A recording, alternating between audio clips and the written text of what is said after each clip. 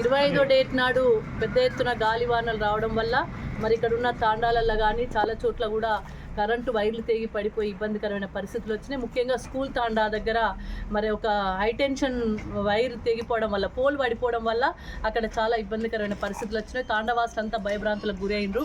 మరి అక్కడ electricity department వాళ్ళకి చెప్పడం వల్ల వాళ్ళు వచ్చి అక్కడ కరెంట్ ఆఫ్ చేయడం జరిగింది.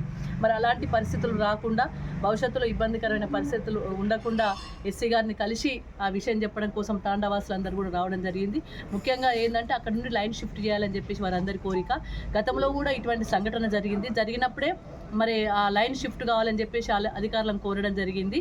మరి ఇప్పటికైనా అక్కడ ఇంకా పాత పోళ్ళు ఉండడం వల్ల, పాత లైన్ ఉండడం వల్ల, పొలాలకెళ్ళి ఉండడం వల్ల, ఇండ్ల పైకెళ్ళి ఉండడం వల్ల చాలా నష్టం జరిగే ప్రమాదం ఉంది. కాబట్టి ఈ భవిష్యత్తులోనన్నా అట్లాంటి ప్రమాదం జరగకుండా ఉండాలంటే తప్పకుండా ఆ లైన్ను రోడ్ వెంట వేసుకుపోవాలి, పొలాలకెళ్ళి కాకుండా అని చెప్పేసి ఒక రిప్రజెంటేషన్ ఇవ్వడం జరిగింది. ఎస్సీ గారు కానీ మిగతా అధికారులు కూడా స్పందించడం జరిగింది. వారం రోజుల లోపల బడ్జెట్ శాంక్షన్ చేసి ఆ లైన్ షిఫ్ట్ చేస్తామని కూడా వాళ్ళు చెప్పడం జరిగింది.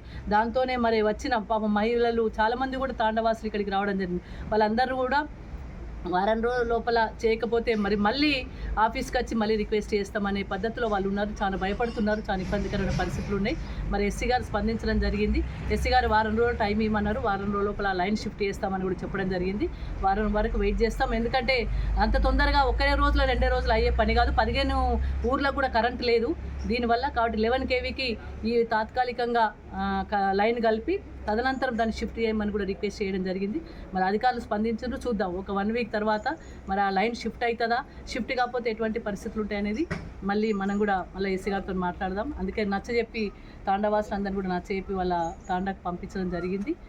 తప్పకుండా అధికారులు దీని మీద స్పందించి చర్యలు తీసుకుంటారని భావిస్తూ ఉన్నాం.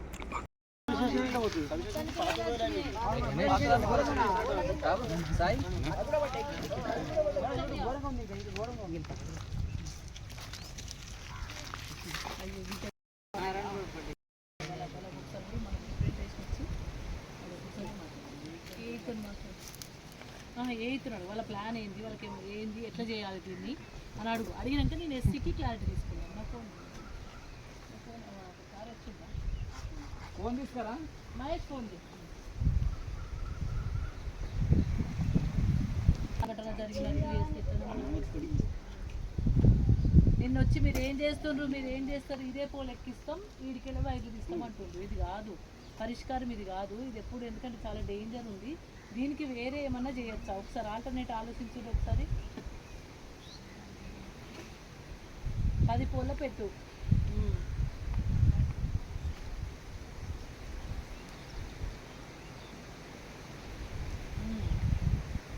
ఓకే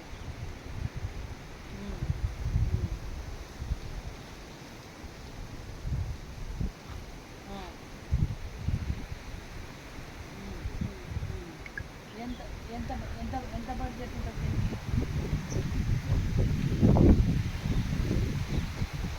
7 లక్షల బడ్జెట్ ఉంటుందా? 7 లక్షలు కరెక్ట్గా కూడా మాట్లాడతా, ఎస్సీ గారితో కూడా మాట్లాడతా. ఆ బడ్జెట్ ప్రొవిజన్ ఉంది. ఇక్కడ ఫోన్ ఉండడం, ఇక్కడ వైర్ ఉండడం అనేది సమంజసం కాదు. దీనికి ఎస్టిమేషన్ ఎట్లా ఇస్తారో ఫస్ట్ ఎస్టిమేషన్ ఇవ్వండి. మాకు ఆ ఎస్టిమేషన్ ఇచ్చి ఆ ఎస్టిమేషన్ కాపీకి ఇవ్వండి. మేము ఎస్సీ దగ్గర పోతున్నాం. ఎస్సీ దగ్గర పోయి ఎస్సీతో మాట్లాడి రిప్రజెంటేషన్ ఇచ్చి ఇది ఇట్లా ఉంటుంది. నిజంగా ఇక్కడ చాలా డేంజర్ ఉంది.